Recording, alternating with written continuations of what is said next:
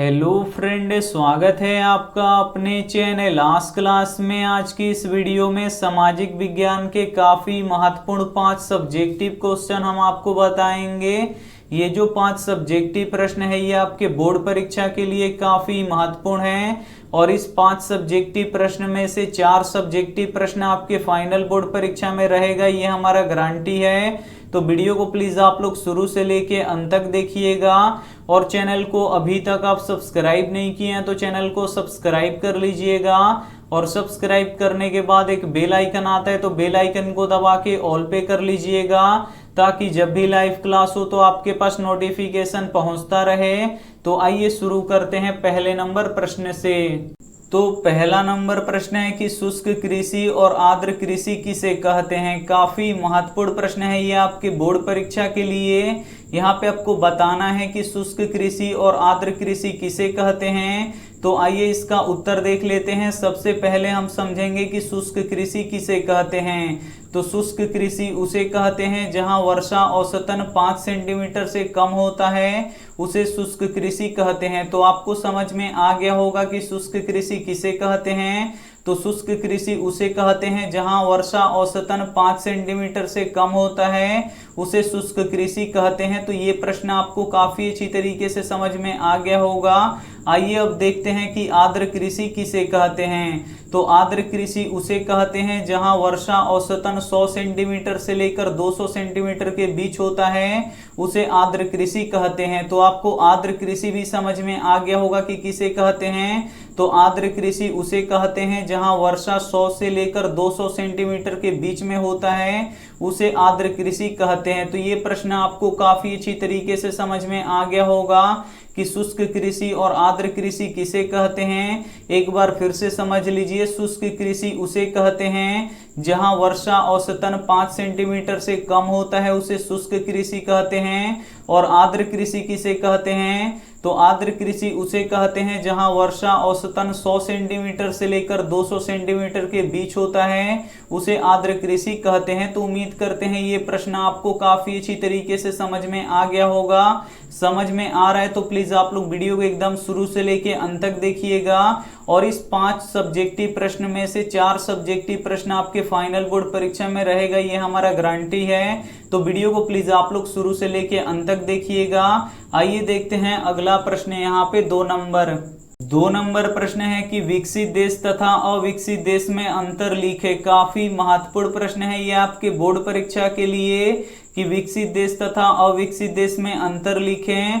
तो आइए इसका उत्तर देख लेते हैं। विकसित देश तथा अविकसित देश में अंतर निम्नलिखित हैं। एक बगल आप लोग लिखिएगा विकसित देश और दूसरे बगल आप लोग लिखिएगा अविकसित देश और एक एक करके अंतर स्पष्ट कर दीजिएगा। तो आइए देखते हैं। पहला अंतर, विकसित देशों की प्रति व्यक्ति आय अधिक होता है। जो विकसित देश होते हैं इनकी जो प्रति व्यक्ति आय होती है वो अधिक होती है। आइए अब इसमें देखते हैं, अविकसित देशों की प्रति व्यक्ति आय कम होता है। जो अविकसित देश होते हैं इनकी जो प्रति व्यक्ति आय होती है वो कम होती है, लेकिन जो विकसित देश होते हैं इनकी जो प्रति व्यक्ति आय होती है वो अधिक होती है। तो ये हो गया पहला अंतर। आइए देखते हैं अब दूसरा अंतर, विकसित देशों के लोगों का जीवन स्तर उच्च होता है। जो विकसित देश होते हैं और उन देशों में जो रहने वाले लोग होते हैं इनका जो जीवन स्तर होता है वो उच्च होता है। आइए अब इसमें देख लेते हैं, अविकसित देशों के लोगों का जीवन स्तर निम्न होता है। जो अविकसित देश हैं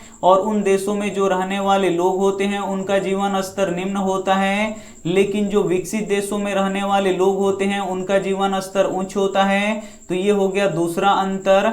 अब यहाँ पे देखते हैं तीसरा अंतर, विकसित देश जैसे अमेरिका, इंग्लैंड, जापान है और अविकसित देश जैसे नेपाल, भूटान है। तो उम्मीद करते हैं ये प्रश्न आपको काफी अच्छी तरीके से समझ में आ गया होगा कि विकसित देश तथा अविकसित देश में अंतर लिखें। तो आइए एक बार फिर से समझ लेते हैं। पहला अंतर यहाँ पे देखिए, विकसित देशों की प्रति व्यक्ति आय अधिक होती है और अविकसित देशों की प्रति व्यक्ति आय कम होता है।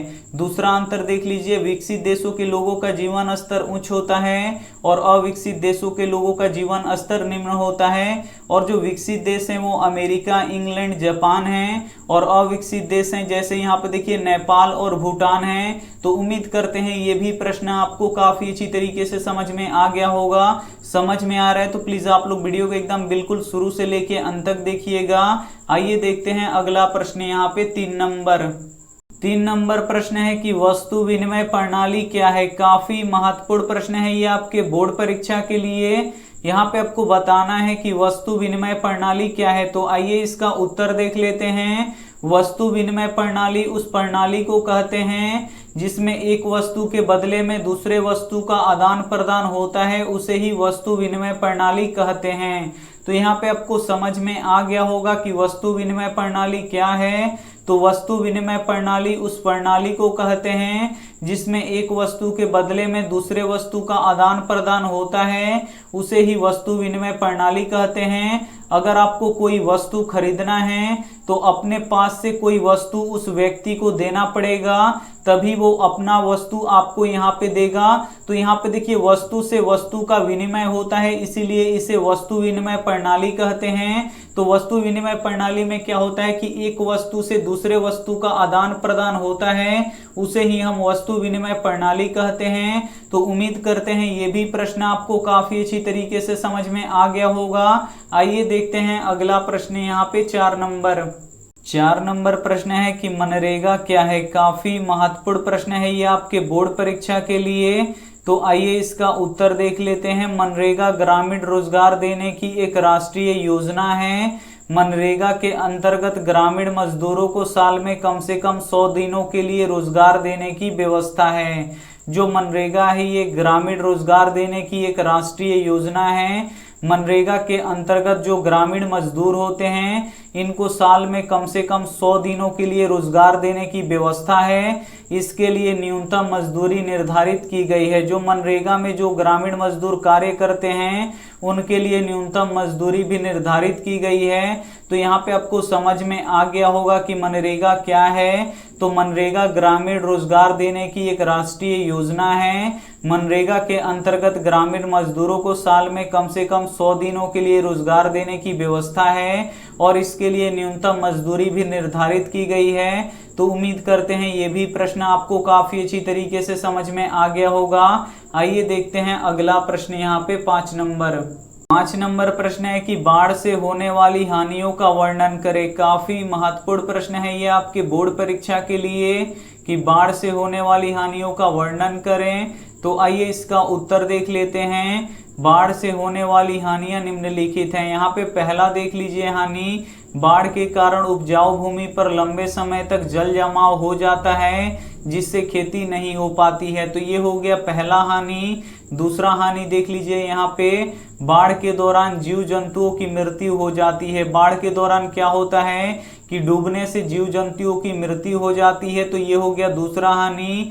यहाँ पे तीसरा हानि देख लीजिए, बाढ़ के कारण सड़क एवं रेल मार्ग टूट जाते हैं। बाढ़ के कारण क्या होता है कि जो सड़क होता है और रेल मार्ग होता है वो टूट जाता है। चौथा हानि देख लीजिए, बाढ़ के कारण हानिकारक बीमारियों का प्रकोप बढ़ जाता है जैसे मलेरिया, हैजा, चेचक। तो उम्मीद करते हैं ये भी प्रश्न आपको काफी अच्छी तरीके से समझ में आ गया होगा कि बाढ़ से होने वाली हानियों का वर्णन करें। तो आइए एक बार फिर से कर देते हैं। यहाँ पे देखिए बाढ़ के कारण उपजाऊ भूमि पर लंबे समय तक जल जमाव हो जाता है जिससे खेती नहीं हो पाता है। तो ये पहला हानि हो गया। दूसरा हानि यहाँ पे देख लीजिए, बाढ़ के दौरान जीव जंतुओं की मृत्यु हो जाती है। अब यहाँ पे तीसरा हानि देख लीजिए, बाढ़ के कारण सड़क एवं रेल मार्ग टूट जाते हैं। और चौथा हानि यहाँ पे देख लीजिए, बाढ़ के कारण हानिकारक बीमारियों का प्रकोप बढ़ता है जैसे हैजा, मलेरिया, चेचक, ये सभी बीमारियों का प्रकोप बढ़ता है। तो उम्मीद करते हैं ये सभी प्रश्न आपको काफी अच्छी तरीके से समझ में आ गया होगा। समझ में आ गया है तो वीडियो को लाइक कर दीजिएगा, अपने दोस्तों के पास इस वीडियो को जरूर शेयर कीजिएगा और चैनल को सब्सक्राइब नहीं किए हैं तो चैनल को सब्सक्राइब करके साथ में बेल आइकन को ऑल पे दबा लीजिएगा ताकि जब भी लाइव क्लास हो तो आपके पास नोटिफिकेशन पहुंचता रहे। Thank you for watching. मिलते हैं अगली वीडियो में, तब तक अपना ध्यान रखिए, मन लगा के पढ़ाई कीजिए। Take care and bye.